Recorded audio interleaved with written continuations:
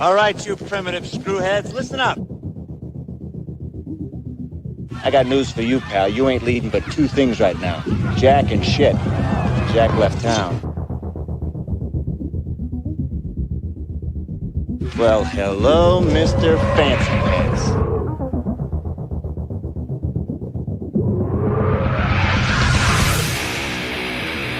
What was that ruckus? What ruckus? I was just in my office and I heard a ruckus. Describe the ruckus, sir.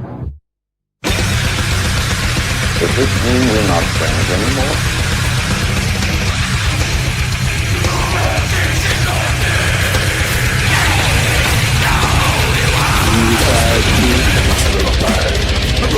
Not me. I'm in my prime. That ain't mine. Ain't it cool?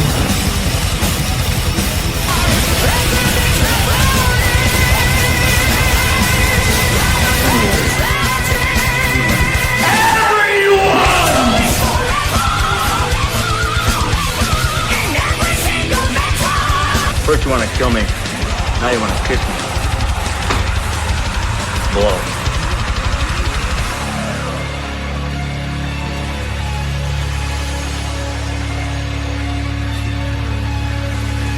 Good. Bad. I'm the guy with the gun.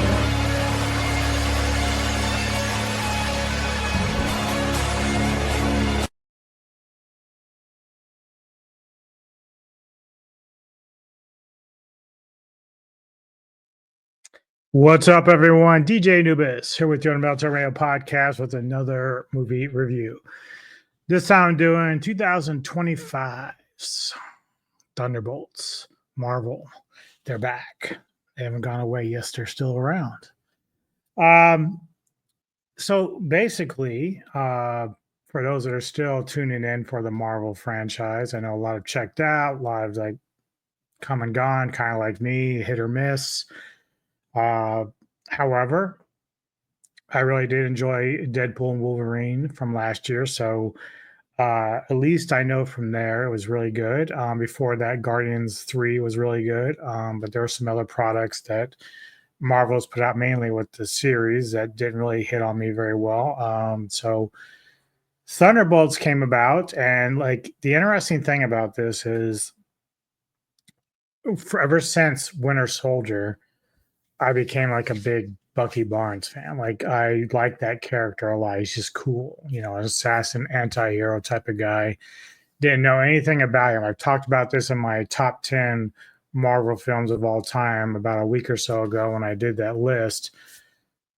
You know, not reading the comics like some people, I'm not like a super diehard, so I couldn't tell you the ins and outs of all these characters and how they cross over and everything, but certainly Winter Soldier is a fucking cool character, and Sebastian Stan has done a great job with it. Now, granted, Falcon and the Winter Soldier series on Disney Plus, it was hit or miss with me, but it did introduce John Walker, who also appears in this film, played by Wyatt Russell, Kurt Russell's son. But we also have Florence Pugh, very, very talented actress, as Yelena Belova, reprising her role as Natasha Romanoff's sister. And Julia Louis-Dreyfus is returning, of course, as Valentina Allegra de Fontaine. For those that have seen it will know what I'm going at with that.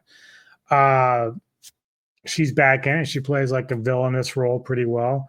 Louis Pullman. I'm not sure if he's related to Bill Pullman or not, but he plays Robert Reynolds.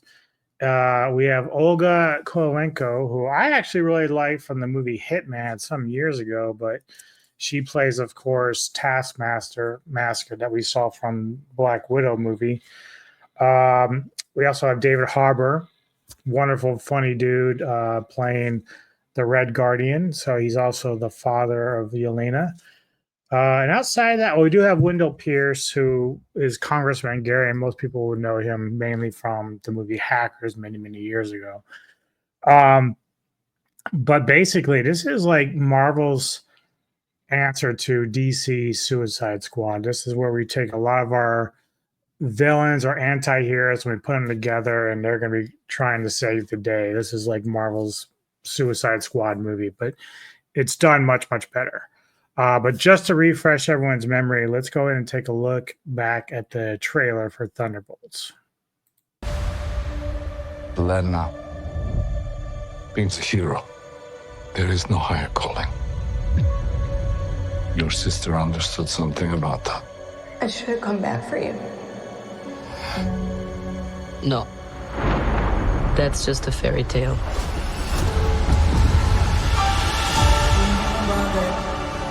I was in high school when the Avengers came. Kind of strange that it's all over now. No one's coming to save the day. I think we are. We can be the ones that are coming. But you have the wrong people. We have all done bad things. Look, I've been where you are. The past doesn't go away. So you can either live with it forever, or you can do something about it. I am a void. Look what you unleashed.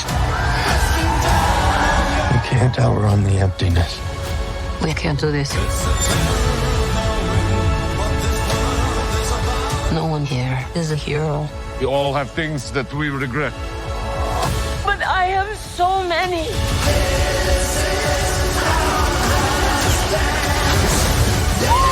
Lena, when I look at you, I don't see your mistakes. That's why we need each other. We can't stop him alone. No one can. But we can find a way. Together. Marvel Studios' Thunderbolts.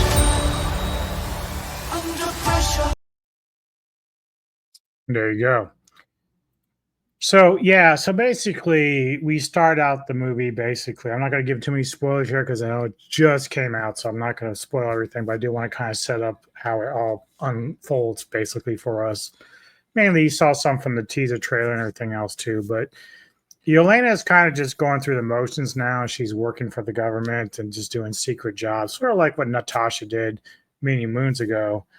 As her own role as an assassin. So that's basically what Yelena is doing, but she calls it just being in the void. Like she's kind of tired of it. It's like almost to the point that she's at one point when she's got a guy tied up and she's trying to do a job and she's like telling him the story of why she's so bored with what she's doing.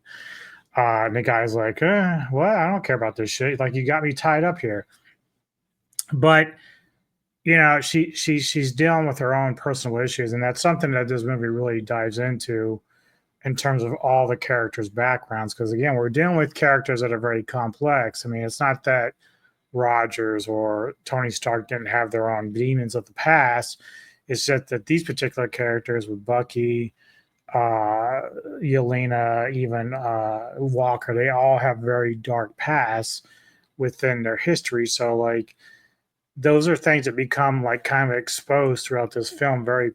I actually really enjoyed it. Now, when we get introduced to a character named Sentry, which I don't know anything about this character, but I will tell you this, he makes Thanos look weak. Like the shit that this guy can do is just insane. And it's almost, it's one thing to be just evaporated from the planet, like from Infinity War, like when he does the snap, you know, that's one thing just to kind of be disappeared. It's another thing when you're actually trapped within your own nightmares that you've had in your past. And that's like a whole different level of fucked up. I could tell you that right now. And the Sentry is very, very strong. Now, there is a cool part towards the end. I will tell you this, okay, for those that do go watch this real quick. There's two post in credit scenes, so make sure you stick around for both. But there is a part where the group themselves, you know, I'm not going to give too much away here, but they end up on the cover of like Parade or Rolling Stone, and they doing like the whole Queen cover. Do you remember that when they were all like in the shadows doing this? it's fucking hilarious. There's also a nice point where Bucky starts diving back into his action part of his life. Like he's right now when we get introduced and begin the movie, he's a congressman. He's actually in a suit and tie, and he's just trying to do politics, through government means. And but when he's forced to come back into action and physical, labor, I guess you would call it, just being like what he once was, he has to get back into the thrill of it and in order to stop who he needs to stop. So he's just coming back. And when he first does, that scene is fucking awesome. Now, I think you do kind of see some of that in the teaser trailer, so you kind of know what I'm talking about. But the other thing about this film is it is an emotional roller coaster, because while I think that Marvel kind of missed the mark, maybe unlike with Guardians 3, where it really hit the nail on it. Like I didn't find myself really crying in this film, but there was a couple of scenes where I'm like, oh, this is good. This is good stuff. Like I really like where it's hitting the heartstrings, right?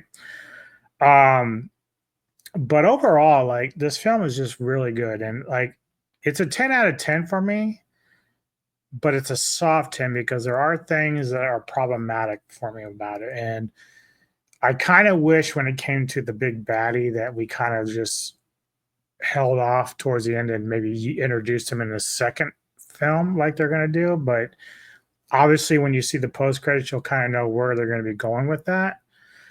But I mean, they do a nice job of getting everything together, but I feel like some of it was a little bit rushed. Like it's like we had to really compact some stuff. I would have liked it more if this focused more on the dynamics of each of our characters for the Thunderbolts, and maybe just had them doing odd jobs or trying to get away from Valentina, who's actually a very integral part of this whole story of why she's trying to like clear her evidence and because she's under fire from the government and about ready to be impeached. So she's trying to clean house. And part of that is getting rid of guys like Walker and Yelena and all them that are working for her. So I would much rather have kind of seen the build up and the back and forth between how they're combating her, trying to get rid of them, instead of introducing our big baddie, who really, even though the scenes are effective, it's really kind of like done and over with. And there's reason for that where I will not give that away. But this wasn't really fleshed out like some of the other Marvel films we've seen, which is unfortunate. And I don't know if they were just waiting to see how it would do before deciding if they were going to move on with it. So far, Rotten Tomatoes is very high on it, both with critics and audience. I hope it stays that way. It is a very good film. Probably will be in my list at the end of the year unless there's just some run of like really amazing movies. I haven't got around to seeing Sinners yet. A lot of good things said about it. Not sure about the musical part of it, but again, a lot of people love it, so maybe it's not going to be much of a problematic feel for me. But either way, I do recommend this film. If you were disappointed in films like Suicide Squad, you will not be disappointed with this. The comedy's good. Characters are good. There's one character I was really surprised early in the film, and that's, again, one of the problems I have because I thought they would be in the film longer. Turns out they weren't. And so, yeah, I don't know. Like, it's why do we even have them there? But either way, it wasn't quite fleshed out like I'd have liked. I'd like to concentrate on our group and then maybe dive into our big baddie in the second one. Just my opinion. But it's still a very good film, so I don't want to underscore it or undersell it because people are like, well, you have problems, but why are you giving it a 10? Well, because it's still one of the better products that Marvel has made in quite a long time. Now, granted, I liked Guardians 3 and I liked Wakanda Forever, and those were both 10 out of 10 films for me. So people are again like, well, you like those, but I had to compare it to stuff like, the Marvels or some of the TV stuff like She-Hulk and them. It's way better than a lot of that stuff. It's better than Eternals. So and Deadpool and Wolverine was also a great film. So right now, between those like 4 films, like Wakanda, Guardians, Wolverine, and now this, I can see where Marvel is starting to get back to the fun. They're getting back to not worrying about certain things like DEI or anything wokeism shit that they want to throw in there. Even though you might sit there and say, well, we've got female lead, it's not preaching about anything. It's not doing that. It's fine to have strong women in movies and in action films. And Florence Pugh, if you never saw the Hawkeye series, was fantastic. She actually was the best part of that fucking series for me. So the fact that she can carry this film and do what she's doing is great. That's not a problem for me. As long as we leave behind a lot of the, we have to make sure we're touching on these things. Like, no, we don't. We don't need that shit. Now you can do this. I will say this. I never went around. I haven't gotten around to seeing Brave New World. You will hear references to that film. So if you're so inclined, go see Brave New World first, or watch it. I think it's on rent now. Watch it and then go see Thunderbolts, because even though it's not necessary, it's only if you really want to just get up to speed about like some of the shit that they're talking about from Brave New World, because I'm familiar with the plot of that. That's why I had no problem understanding what they were talking about in this film. So 10 out of 10 for me. Go out and see it. And just something else that might come up in the next couple of weeks. I've been trying to put together a team. I'm putting together my own team. As I want to do, and actually Kevin Lambert had a good idea if I should make this like a new series, and maybe I will, called What If. And I know Disney has their own version of that with Marvel and stuff, like their What If, but mine's more in terms of maybe just franchises or even just any kind of particular movie topic that I want to talk about. So the first one I would like to do, and I'm going to try to get my team together, who I'm going to discuss this with, is what if there had been a much darker prequel to the original Scream, a retrospective discussion about a missed opportunity. Now, people are like, what are you talking about? Well, I'm not going to explain it now, but some ideas popped in my head, and I sat there and kept saying to myself, man, this would have been a really cool thing if it had been done. So when I'm ready to talk about it with you all, be sure to tune in because we will do it live. Nevertheless, thank you for supporting the Metal Time Radio Podcast. Please like and subscribe. And also give me some comments. Have you seen Thunderbolts? Are you looking forward to it? Are you skeptical? Let me know, man. I will talk to you all later. And this has been the Metal Time Radio Podcast. Thanks. You see me for you.